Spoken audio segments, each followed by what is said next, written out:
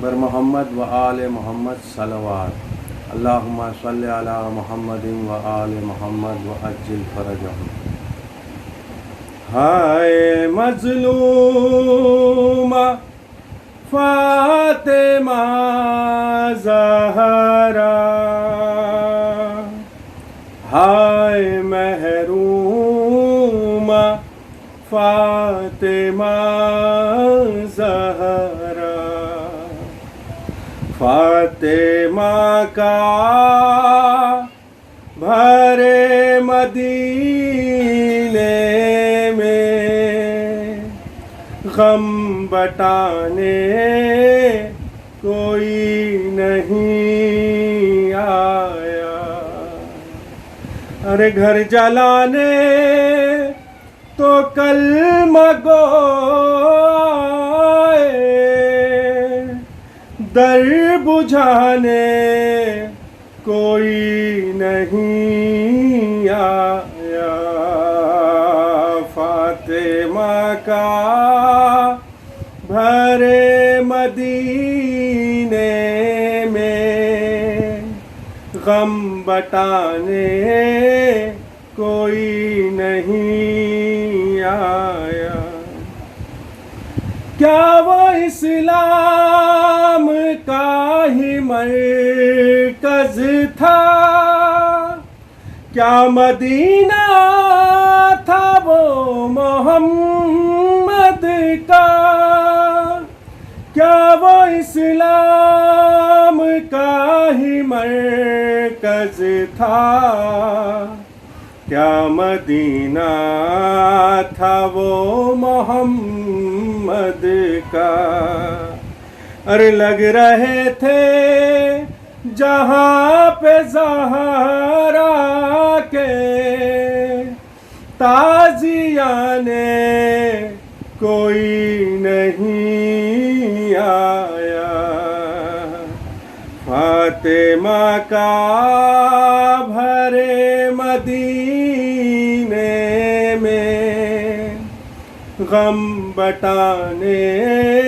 کوئی نہیں آیا، رسیاں تھی علی کی گردن میں اور بازار سے گزرتے تھے، رسیاں تھی علی کی گردن میں اور بازار سے گزرتے تھے، ارے سب تماشائی بن کے تکتے رہے اور چھڑانے کوئی نہیں آیا، فاطمہ کا بھرے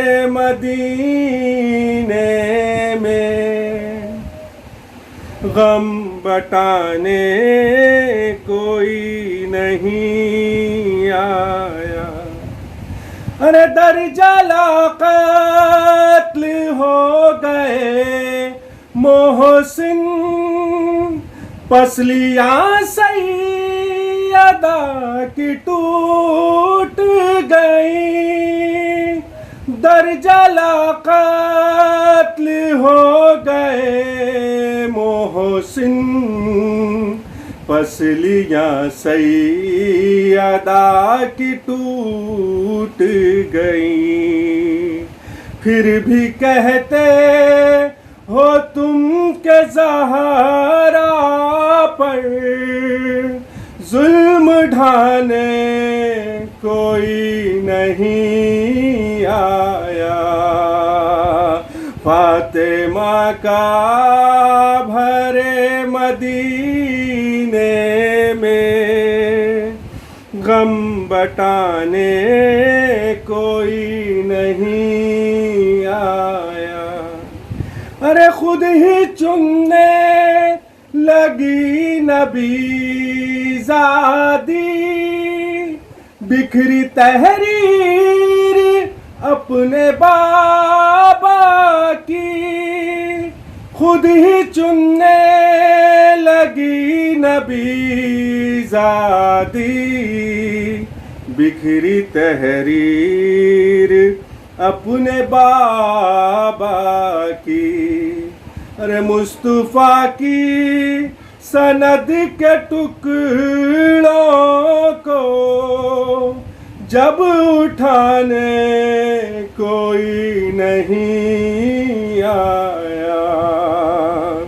فاطمہ کا بھرے مدینے میں غم بٹانے کوئی نہیں آیا، ہر ستم فاطمہ پہ ڈھایا گیا، جلتا دروازہ بھی گرایا گیا، ہر ستم فاطمہ پہ ڈھایا گیا، جلتا دروازہ بھی گرایا گیا، ارے اپنی مہدی کو دی صدا اس نے، جب بچانے کوئی نہیں آیا، فاطمہ کا بھرے مدینے میں غم بٹانے کوئی نہیں آیا، ارے 8 شوال کو ہوئی اکبر، پھر شہادت نبی کی بیٹی کی، 8 شوال کو ہوئی اکبر، پھر شہادت نبی کی بیٹی کی، ارے گر رہا تھا مزار بی بی کا، اور بچانے کوئی نہیں آیا،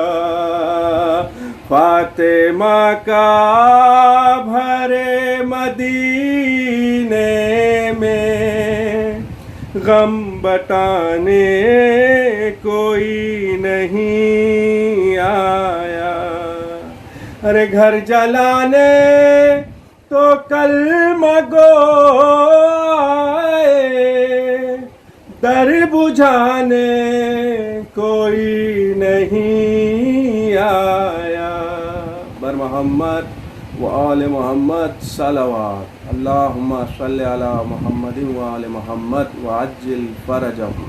اے جنت البقیہ،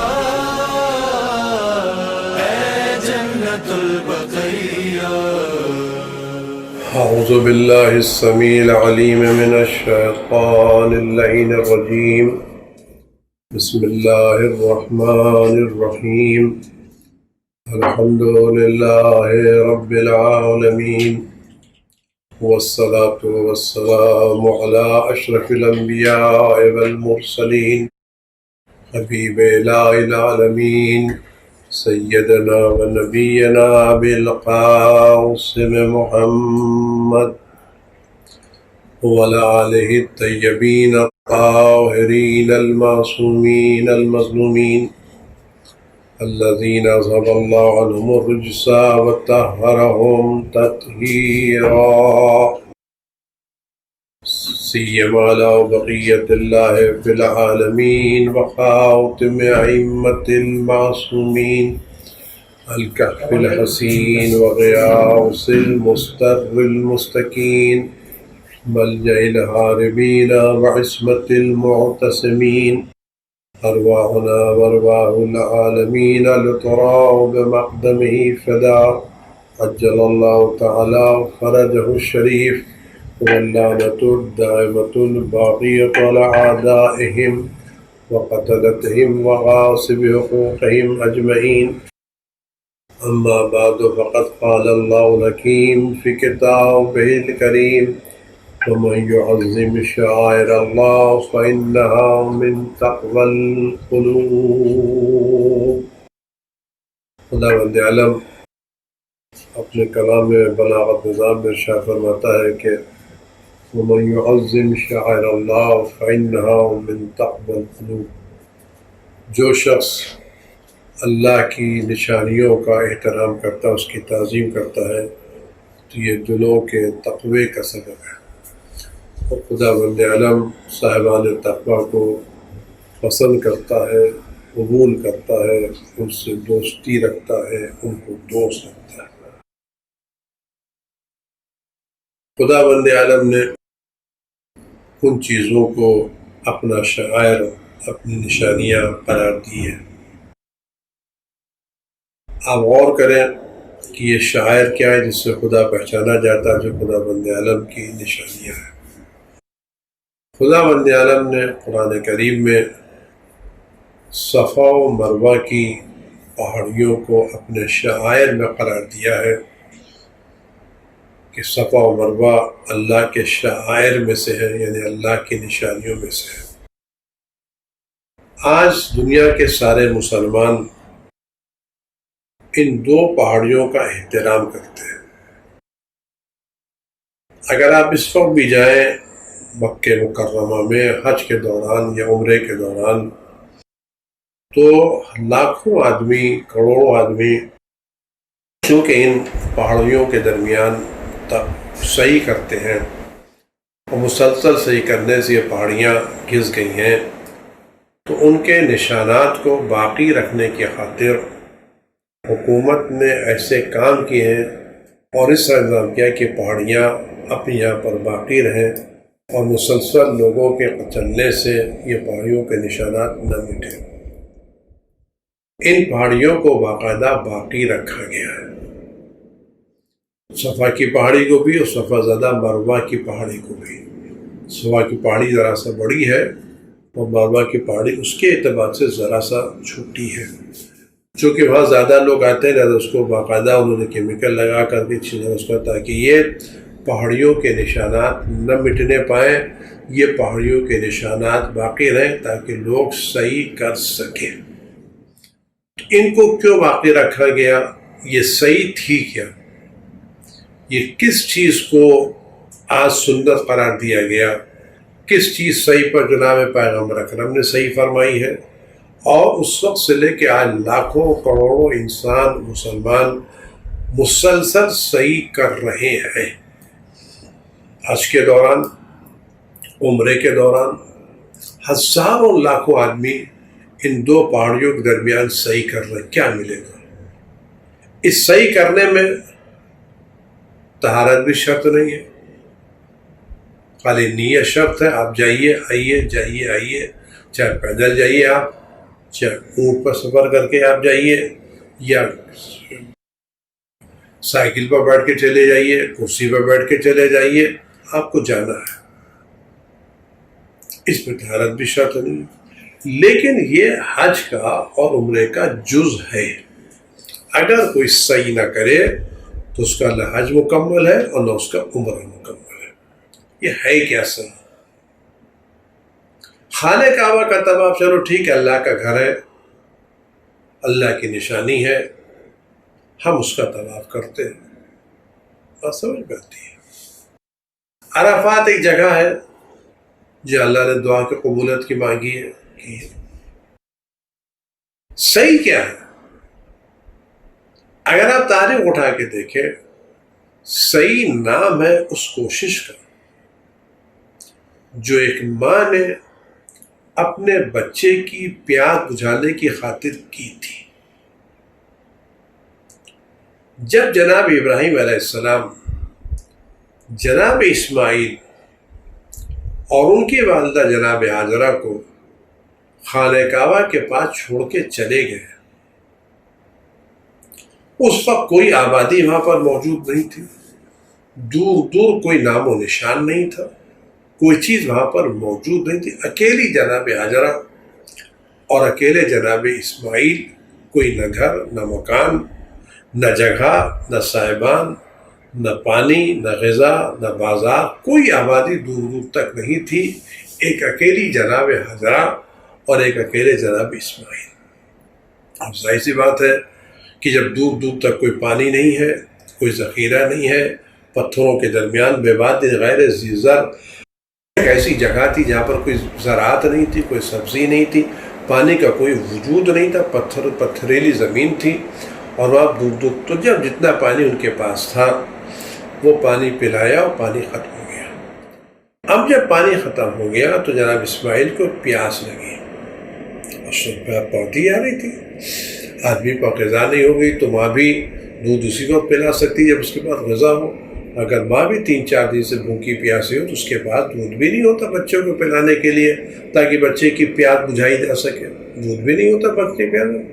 تو صورتحال جناب اسماعیل پیاسے ہیں، اس کا مطلب اس سے بہت پہلے جناب حاجرہ پیاسی تھی، کیونکہ جناب حاجرہ نے یقیناً یہ کام کیا ہوگا کہ جو بھی پانی کا ذخیرہ تھا اس کو بچا کے رکھا ہوگا اپنے اسماعیل کے لیے۔ جناب حاجرہ نے جو بھی کام کیا ہوگا، ہر ماں کا تقاضا ہے کہ وہ اپنے بچے کی بھوک و پیاس کو اپنی بھوک و پیاس پر ترجیح دیتی ہے۔ تو جو بھی ان کے پاس پانی کا ذخیرہ رہا ہوگا وہ ذخیرہ انہوں نے جناب اسماعیل کے لیے اکٹھا کر کے رکھا اور خود پینا پہلے سے بند کر دیا ہوگا۔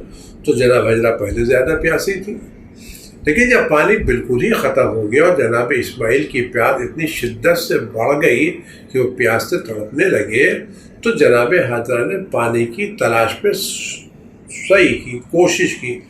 اور جہاں وہ تھیں، جہاں آج کا زمزم ہے، وہاں جناب اسماعیل تھے، اور اس پہاڑی کے اوپر ان کو پانی نظر آ رہا تھا، پہاڑی پر پانی نظر آ رہا تھا۔ جب وہ یہاں اس پہاڑی پر آتی تھی تو پانی نظر آتا تھا، جب یہاں پر آتی ہے پانی نظر نہیں آتا، جب اس کو دیکھتی تھی تو دوسری پہاڑی پر پانی نظر آتا تھا، وہاں دوڑ کے جاتی تھی، وہاں جاتی تھی، وہاں پانی نظر نہیں آتا تھا تو ادھر چلی آتی تھی۔ اس کیفیت میں جو دل کی کیفیت رہی وہ بیان نہیں کر سکتا۔ ایک ماں ہے، بچہ پیاس سے بے چین ہے، ماں پانی کی تڑپ میں دوڑ رہی ہے، ادھر اس کو پانی نظر آتا ہے دوڑ کے آتی ہے، یہاں پانی نظر آتا ہے ادھر جاتی ہے پھر آتے۔ اب اور کیا کیفیت تھی جناب حاجرہ، ایک مرتبہ گئی، اس کیفیت کا آپ غور کریں، جب بھی گئی پانی نظر نہیں آیا، پانی نہیں ملا، صفا پر کھڑی ہوئی تو دیکھا ایک چیز پانی کی طرح پر مروا پر چمک رہی ہے، وہ دوڑ کر کے مروا تک گئی، وہاں پہنچی تو وہاں پانی نہیں ملا، پھر واپس آئی، وہاں جو کھڑے کے دیکھا صفا پر پانی نظر آ رہا ہے تو یہاں دوڑ کر گئی، پھر یہاں آئی تو یہاں پانی نہیں ملا، پھر دوڑ کے وہاں گئی، وہاں بھی پانی نہیں ملا۔ تو پانی نہیں ملا، لیکن انہوں نے بچے کی محبت میں یہ نہیں کیا کہ میں اس سے پہلے گئی تھی پانی نہیں ملا ہوگا، پانی نہیں تھا، میں گئی ہوں، خالی یہ دھوکہ ہے، نظر کا ہے، پانی نظر نہیں آ رہا ہے، لیکن پھر بھی وہ بچے کی محبت میں سعی کرتی رہیں۔ ایک ولی خدا کو، ایک حجت خدا کو، ایک نبی خدا کو بچانے کی سعی کرتی رہیں، سعی کرتی رہیں، اور اس سعی کو خدا نے اتنا پسند کیا، اتنا پسند کیا، اتنا پسند کیا کہ اس کو حج اور عمرے کا جز قرار دیا۔ اور ان پہاڑیوں کو جن پہ پانی نہیں ملا تھا، آپ غور کریں، ان پہاڑیوں کو جن میں پانی نہیں ملا تھا، ان پہاڑیوں کو شاعر قرار دیا، صرف اس بنا پر کہ پانی کی تلاش میں ان دو پہاڑیوں کے درمیان دوڑی تھیں، پانی نہ صفا پر ملا تھا نہ مروا پر ملا تھا، لیکن چونکہ ولی خدا کی جان کی حفاظت کی خاطر ان دو پہاڑیوں پر کے درمیان سعی کی دوڑی، خدا نے اس سعی کو شاعر کا درجہ دیا۔ کیوں درجہ دیا؟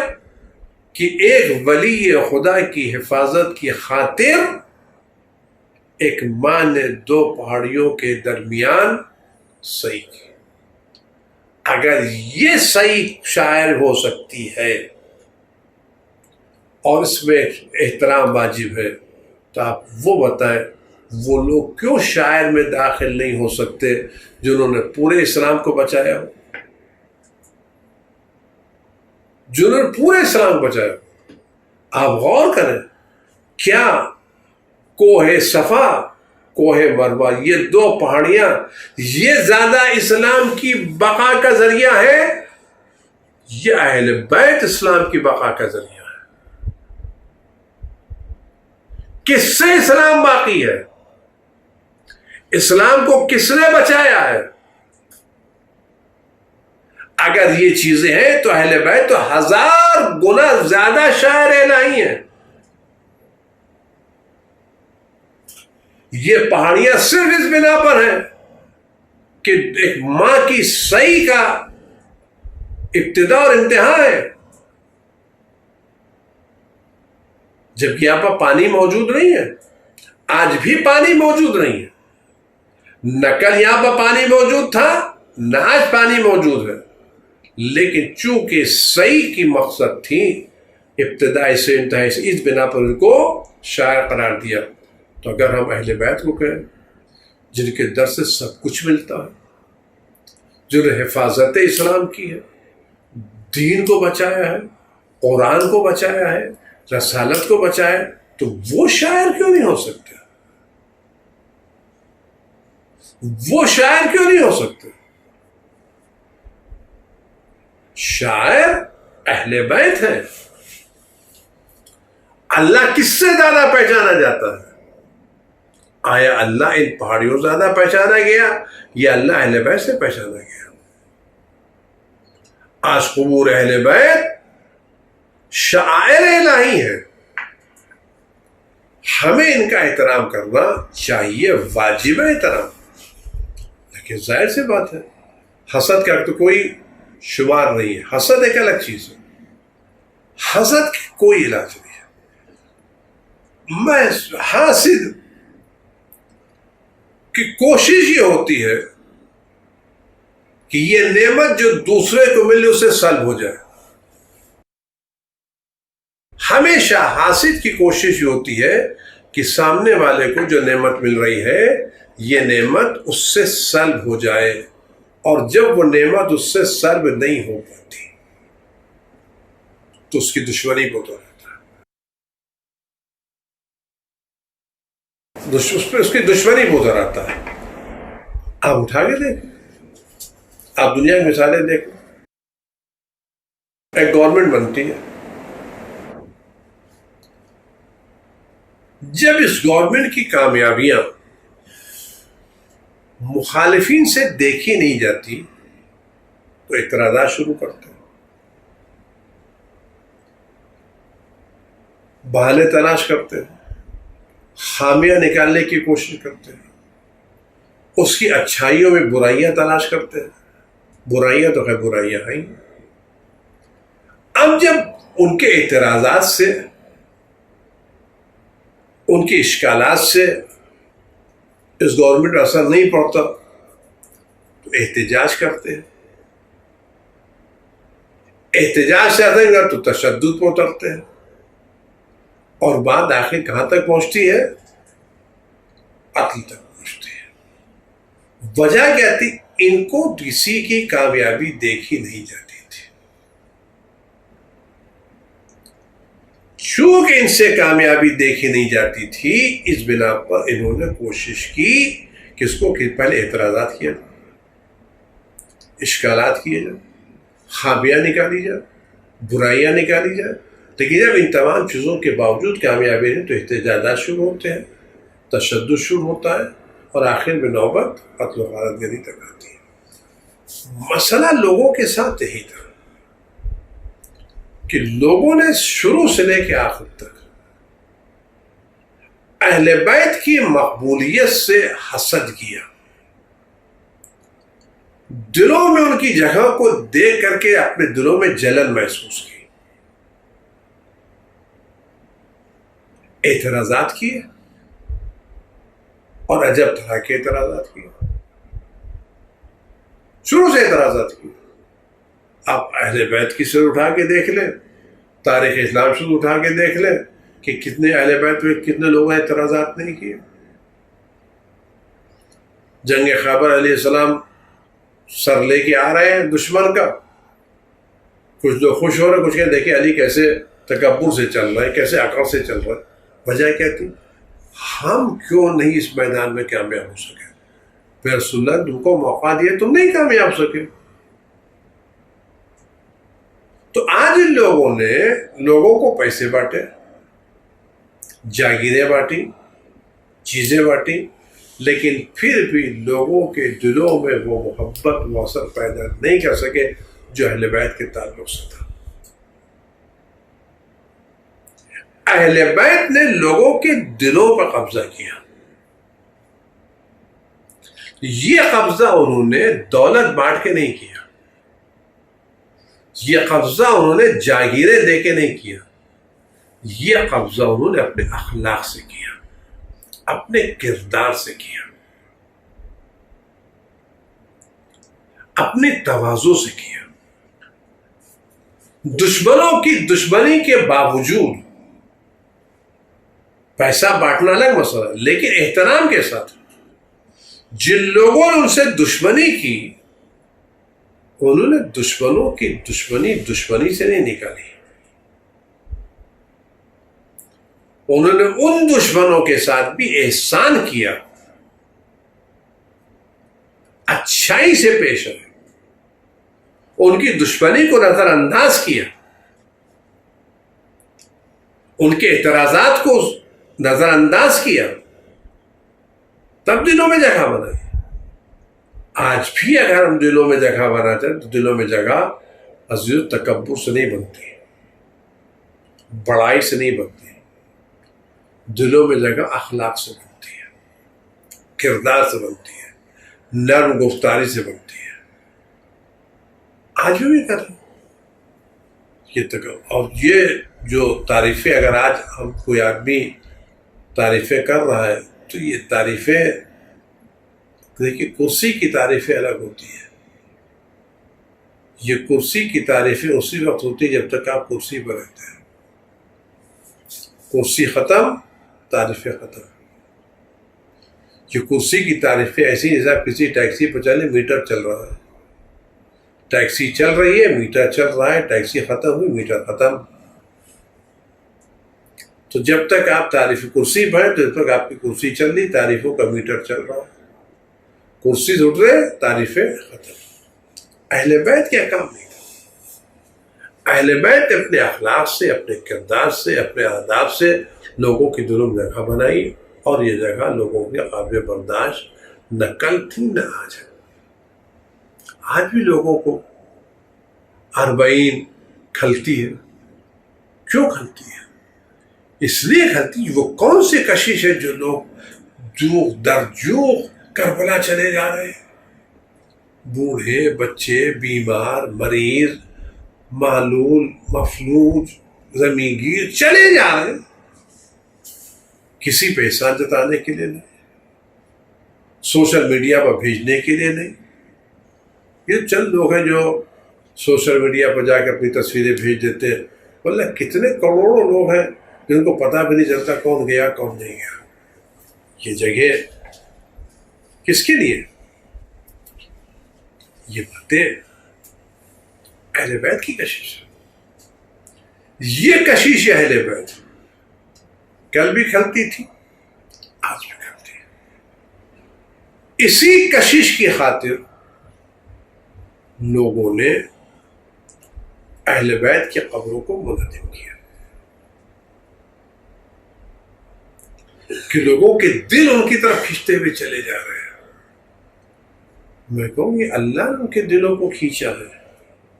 جناب ابراہیم کی دعا ہے کہ پرور لوگوں کے دلوں میں متوجہ کر دے.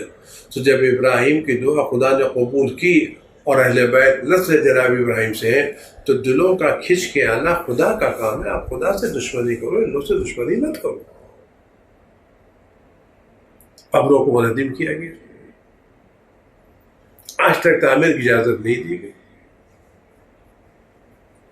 یہ عجب مسئلہ ہے کہ سعودی عرب میں وہابی حکومت میں ولادت پیغمبر کی تاریخ میں خوشی نہیں منائی جاتی. یہ میلاد بنانا، روز ولادت پیغمبر کا منانا، بارہ وفات ان کے منانا بدعت ہے. بدعت. جو میلاد پیغمبر، روز ولادت پیغمبر کا جشن منانا بدعت. لیکن جس دن یہ سعودی حکومت قائم ہوئی، سعودی ڈے جس کو کہتے ہیں، اس دن بمبئی کے بڑے بڑے اخباروں میں ان لوگوں کو مبارکباد دینا صحیح. آپ دیکھیں سعودی کا ڈے آئے گا، وہ تاریخ یاد ہے.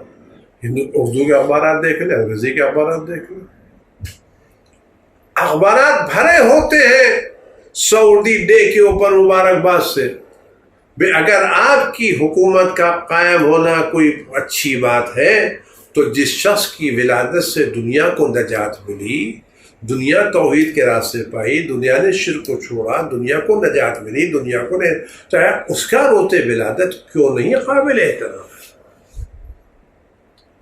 آپ کے روز ولادت پر تو بڑے بڑے اشتہارات چھپے، بڑے بڑے القاب کے ساتھ لوگوں کی بارگاہ میں مبارکباد پیش کی جائے، آپ کے ملک میں جشن منایا جائے، اور باقی عرب ممالک میں جشن منایا جائے. آپ ان کے روزے ان دن کو دے لیں جو اس ملک کا دن ہے، جس دن کا ملک کا جو دن ہے، جس دن وہ ملک قائم ہوا ہے، جس حکومت قائم ہے، اس دن کتنا چراغا ہے، کتنی روشنی ہے، کتنے پروگرام ہیں، کتنی چیزیں ہیں. تو آپ کا روز منایا جائے تو سنت، صحیح، وفاداری کی دلیل. اور جس نے انسانیت کو نجات دی، جنہوں نے توحید کا پیغام پہنچایا، جس نے سارا کام کیا، ان کے روز ولادت کو بدعت قرار دے، کہاں کی بات ہے؟ یہ تو اس کا مطلب یہ ہے کہ آپ لوگ پیغمبر کو وہ درجہ نہیں دیتے جو دوسروں کو دیتے ہیں. یعنی آپ کی اپنی حکومت کا درجہ اسلامی حکومت سے زیادہ بڑا ہوا ہے، جبکہ آپ کو یہ احساس ہونا چاہیے آپ کو جو کچھ ملا رسول اللہ کی بنا پر ملا ہے، دین کی بنا پر ملا ہے. آج ان لوگوں نے ان خبروں کو منہدم کیا. اور یہ بھی آپ غور کریں، جو میں نقطہ آپ سے عرض کرنا چاہتا ہوں، غور کریں اس بات کو، بہت توجہ کے ساتھ آپ غور کریں اور سنجیدگی کے ساتھ لیں. ان قبروں کو منہدم کرنے کے لیے بھی لوگوں نے دین کا سہارا لیا.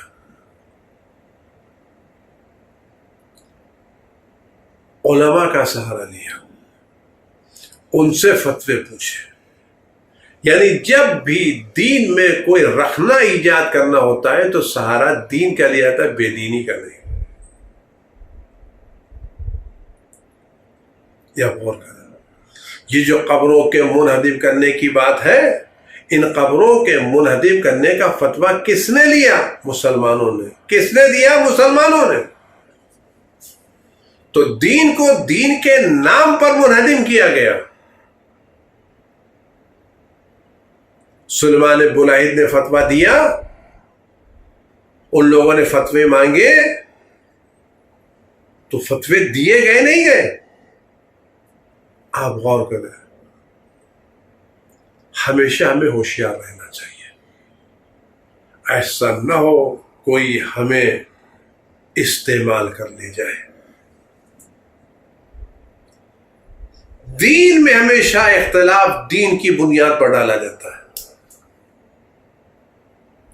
آج سوشل میڈیا یہ کام بہت قاعدے سے کر رہا ہے. آج سوشل میڈیا میں جوانوں کے ذہنوں کو دین کے نام پر گمراہ کیا جا رہا ہے. دین کے نام پر فرقے ایجاد کیے جا رہے ہیں، دین کے نام پر گروہ ایجاد کیے جا رہے ہیں. کل یہ گروہ دوسروں کیا بنے تھے، اب خدا نخواستہ دھیرے دھیرے ہمارے کیا بننے لگیں گے. جبکہ دین گروہ کو مٹانے کے لیے آیا ہے، اختلافات کو ختم کرنے کے لیے آیا ہے، لوگوں کو ایک پلیٹ فارم پر لانے کے لیے آیا ہے. دین لوگوں کو ٹکڑیوں میں بانٹنے کے لیے نہیں آیا ہے. بہرحال آپ بھی غور کریں، تمہیں بات تمام کون دھیرے دھیرے. یہ قبریں منہدم کی گئیں 1926 میں، 1948 میں، 1220 میں، اس کے بعد 1224 میں 44 میں. سن 1200 میں قبریں منہدم کی گئی، پہلی مرتبہ، دوسری مرتبہ. میرا سوال یہ ہے، سن 1200 میں تو اسلام آیا نہیں ہے. اسلام تو 1200 سال پہلے آیا تھا. جب اسلام 1200 سال پہلے آیا تو اس وقت سے لے کے آج تک کیا کوئی مسلمان ایسا پیدا نہیں ہوا جس نے قبروں کو مخالفت کی ہو؟ یہ 1200 سال کے بعد نیا دین کہاں سے آ گیا؟ یہ نئی بات کہاں سے شروع ہو گئی؟ یعنی وہ بات جس سے پہلے بزرگ علماء نہیں سمجھے تھے، لوگ کہاں سے سمجھنے لگے؟ اگر آپ اس کے پیچھے داستان اٹھا کے دیکھیں گے تو آپ کو بڑی عجیب و غریب داستان ہے جو مجھے نظر پیش نہیں کرنا. بہرحال، اور اگر یہ اسلامی چیز تھی اور قبروں کو منہدم کرنا اسلام کا کام تھا،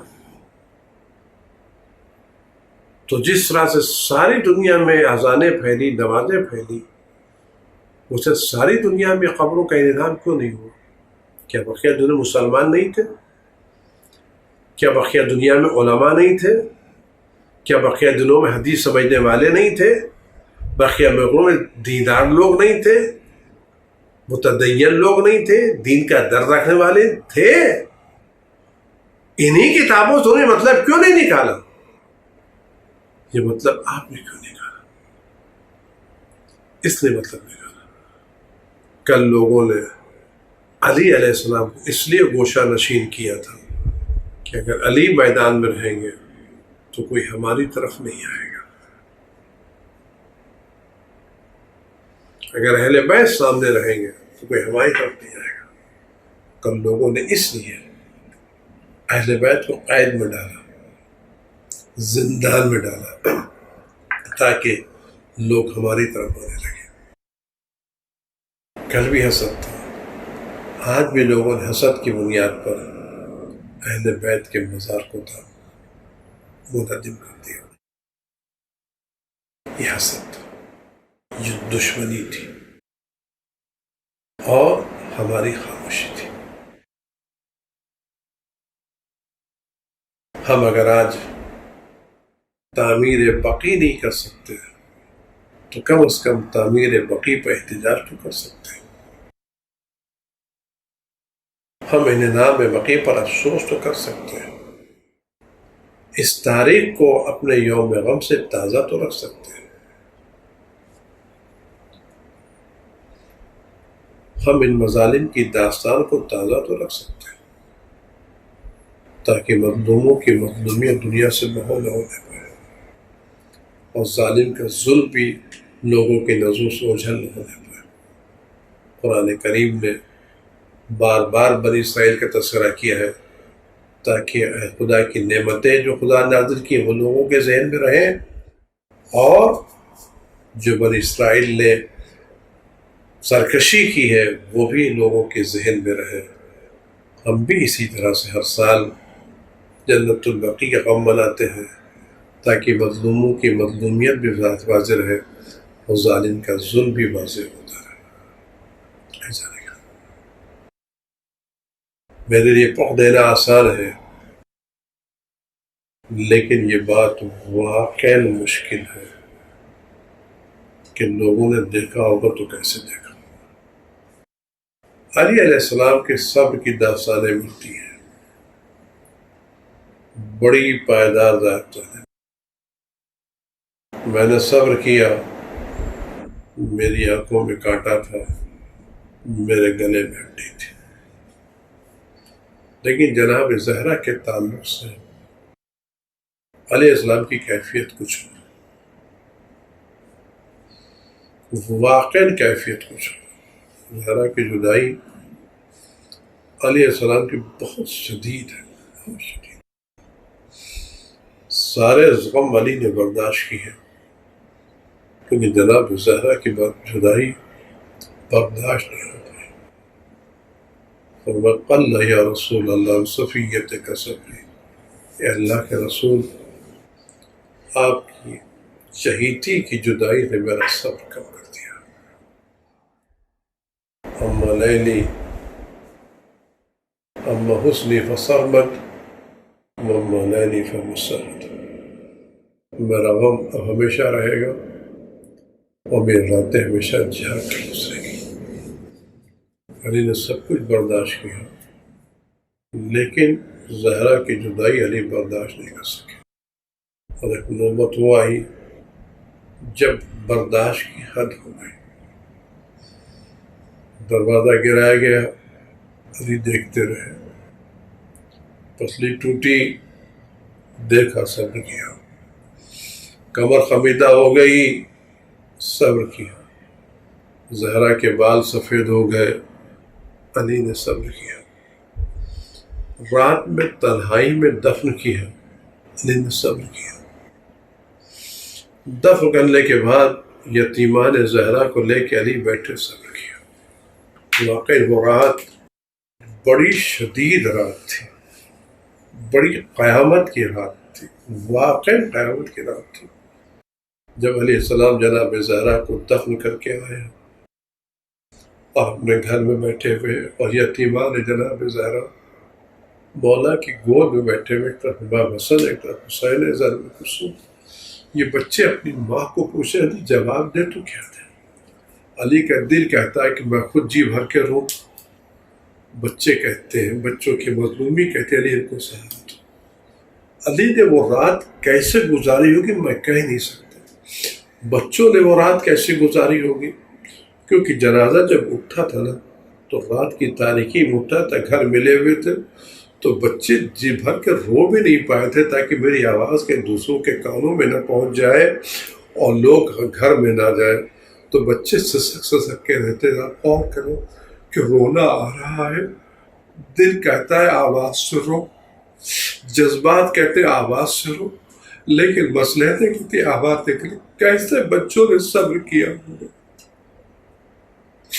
آنکھوں میں خالی آنسو ہے، آواز باہر نکل، چھوٹے چھوٹے بچے صبر کر رہے ہیں۔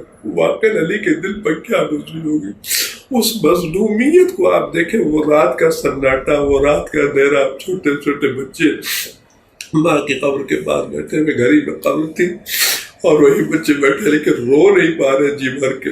علی نے صبر کیا، علی نے صبر کیا، لیکن ایک نوبت آئی جب علی کے صبر کا دامن بھر گیا، جب لوگوں کو صبح خبر ملی کہ جناب زہرا دفن کر دی گئی ہیں، تو لوگوں نے یہ طے کیا ہم قبر کو کھودیں گے اور اس پر نماز پڑھیں گے، میت کو باہر نکالیں گے۔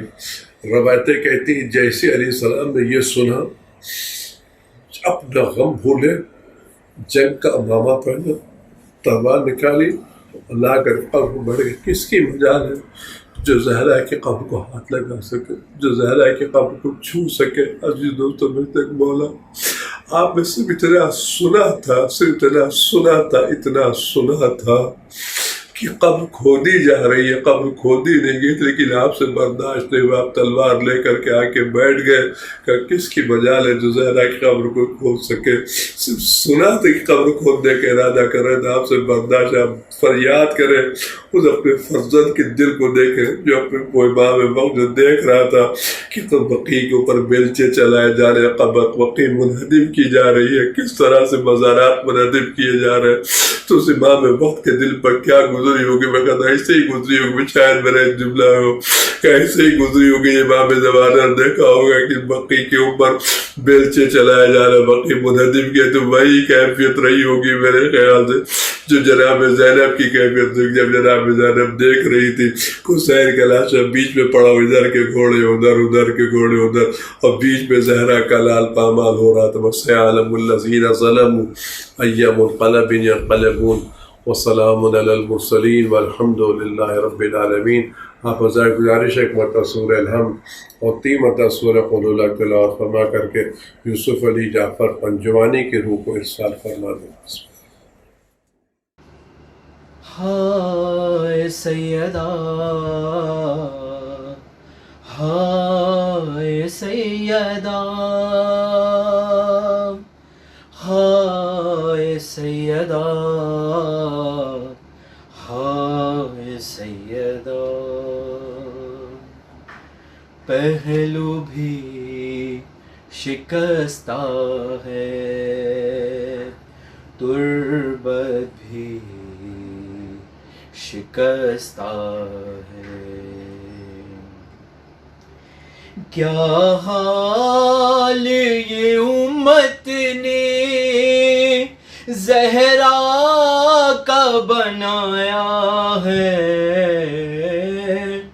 پہلو بھی شکستہ ہے تربت بھی شکستہ ہے پہلو بھی شکستہ ہے تربت بھی شکستہ ہے پہلو بھی شکستہ ہے تربت بھی شکستہ ہے کیا حال یہ امت نے کیا حال یہ امت نے زہرا کا بنایا ہے پہلو بھی شکستہ ہے تربت بھی شکستہ ہے پہلو بھی شکستہ ہے تربت بھی شکستہ ہے خاتون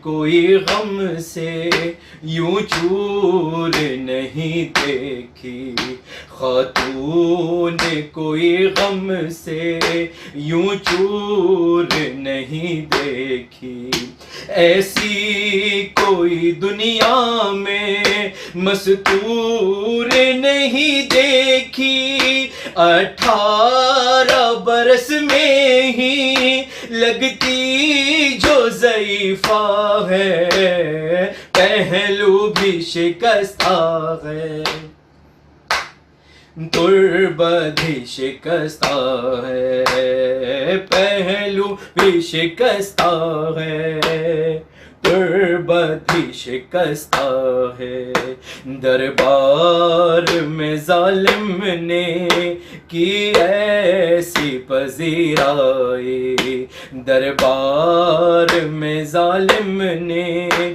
کی ایسی پذیرائی کس طرح سے تو بی بی پھر لوٹ کے گھر آئی بالوں کی سفیدی نے سب حال سنایا ہے پہلو بھی شکست ہے تربت بھی شکستہ ہے پہلو ہے تربت بھی شکستہ ہے تو روتی رہی گھر میں حیدر سے بھی چھپ چھپ کے تو روتی رہی گھر میں حیدر سے بھی چھپ چھپ کے عصمت کے طرح دکھ بھی پردے میں رہے تیرے